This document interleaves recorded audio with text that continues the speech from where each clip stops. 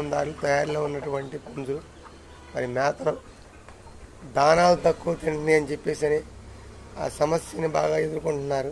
అలాంటి సందర్భంలో నాకు తెలిసిందంటే చిన్నగా ఒక విషయం చెప్పదలుచుకున్నాను.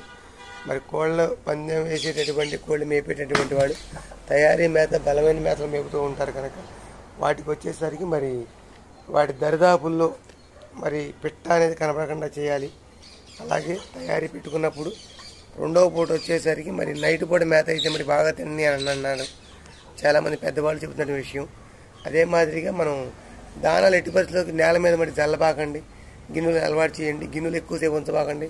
అరగంట మించి ఎక్కువసేపు దానా ఉంచినట్టయితే ఆ కోడి ఎంతసేపు పెట్టలు కేకేయడానికి చూస్తే తప్ప దానాలు పూర్తిగా కడుపు నిండా తిందని ఆలోచన చెప్పదలుచుకుంటాం. అలాగే కోళ్ళకు వాతావరణం ఉన్నా కూడా దానాలు తక్కువ తింటే చెప్పదలుచుకుంటాం.